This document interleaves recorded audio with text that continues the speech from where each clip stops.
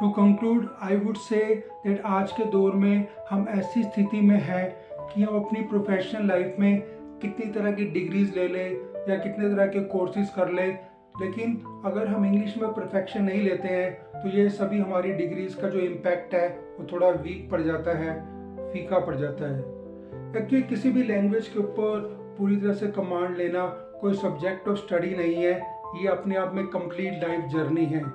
और किसी लैंग्वेज को अपना बनाना किसी अचीवमेंट से कम नहीं है। अगर हम अपने नेटिव लैंग्वेज की बात करें, जैसे for me it is Hindi as I live in Delhi, तो इसको भी जो है हमें काफ़ी वर्षों के बाद जो धीरे धीरे है इसमें हमारा परफेक्शन आया। राइट फ्रॉम आवर चाइल्डहुड हमें इसका प्रॉपर एक्सपोजर मिला, हमारे परिवार के लोगों के बीच में, हमारे दोस्तों से और हमारे जो समाज के जो डिफरेंट जो प्रकार के जो लोग हैं जिनसे हमने इंटरेक्ट किया। और उसके अलावा जो हमारी एजुकेशन है वो भी हिंदी में हुई। तब काफ़ी वर्षों के बाद जो है हमारे को इसमें परफेक्शन आ पाया। और जहाँ तक टेक्निकल फैक्टर्स की बात है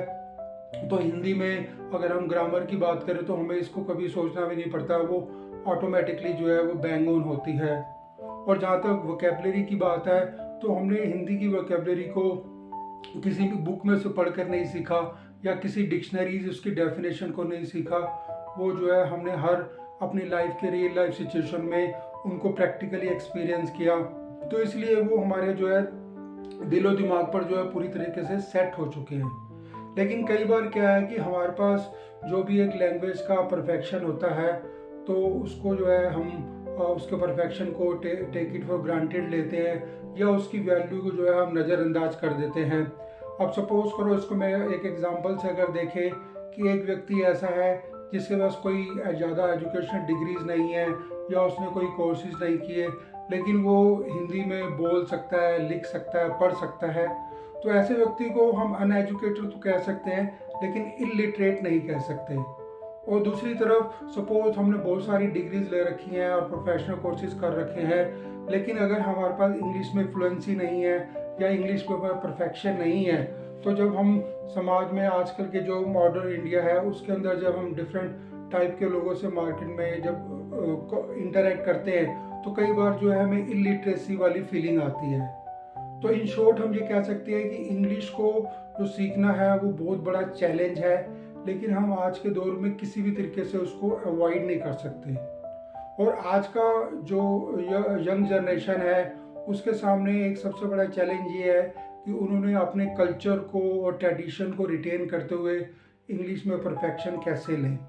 और हालांकि जो आज की डेट में हर यूथ जो है इसकी सिग्निफिकेंस को और इम्पोर्टेंस को समझ चुके हैं कि इंग्लिश को सीखना कितना ज़रूरी है, बट हर व्यक्ति जो है किसी न किसी प्रेशर में, किसी के पास प्रोफेशनल वर्क का प्रेशर है, किसी के पास एजुकेशन का प्रेशर है या किसी के पास और किसी तरीके के अपने लाइफ के जो प्रेशर है जिसकी वजह से वो इसमें टाइम नहीं दे पाते। और ज़्यादातर देखा गया है कि जब कोई लोग अपना जॉब में अपना करियर सेट कर लेते हैं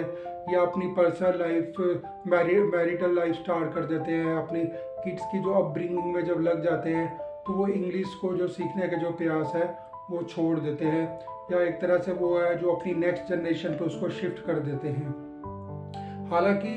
हर आदमी ये चाहता है कि उसके जो किड्स हैं वो उससे ज़्यादा हायर एजुकेटेड हों, और जहाँ तक अगर इंग्लिश के परफेक्शन की बात है तो उनके पास जितनी परफेक्शन थी वो चाहते हैं कि उनके किड्स के पास जो है उनसे ज़्यादा परफेक्शन हो इंग्लिश में। और अगर सपोज करो हम ये मानते हैं कि इंग्लिश के परफेक्शन में 1 से 10 तक का पड़ाव है, तो आज की डेट में समाज में कुछ लोग ऐसे हैं जो अभी पहले और दूसरे पड़ाव पे हैं और कुछ जो है वो 10वें पड़ाव तक पहुंच चुके हैं। लेकिन ये बात तो तय है कि आज की डेट में समाज के जो हर सेक्शन के जो लोग हैं इस दौड़ में जो है शामिल हो चुके हैं।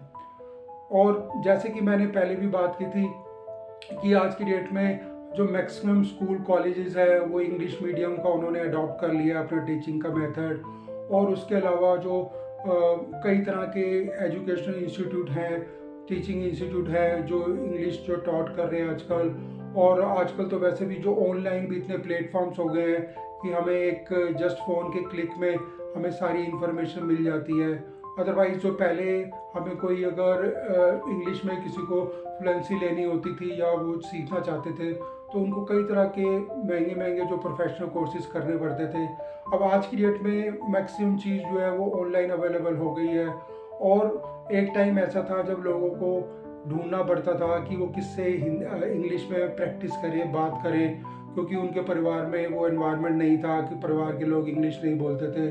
या दोस्तों वगैरह में भी उनको वो नहीं मिल पाता था। लेकिन आज की डेट में हमारे पास इतनी ऐप्स हैं कि हम वर्ल्ड के किसी भी लोगों से यही बैठे बैठे जो अपने फ़ोन पे बात कर सकते हैं। तो इतनी फैसिलिटी मिलने के बाद भी तो अगर हम इंडिया का जो अभी जो रेशो देखें, कितने परसेंटेज लोग इंग्लिश बोलते हैं और कितनी उनमें फ्लुएंसी है, तो 145 करोड़ की हमारी पॉपुलेशन में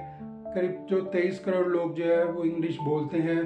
और उसमें से सिर्फ 10% ही ऐसे हैं जो फ्लुएंट इंग्लिश बोलते हैं। तो इसका मतलब कहीं ना कहीं अभी हमारी अप्रोच में या हमारी पॉलिटिकल विल में या हमारी एजुकेशन सिस्टम में कमी है कि लोग जो है इंग्लिश जो है फ्लुएंटली नहीं बोल पा रहे हैं। तो इन्हीं सब बातों को ध्यान में रखते हुए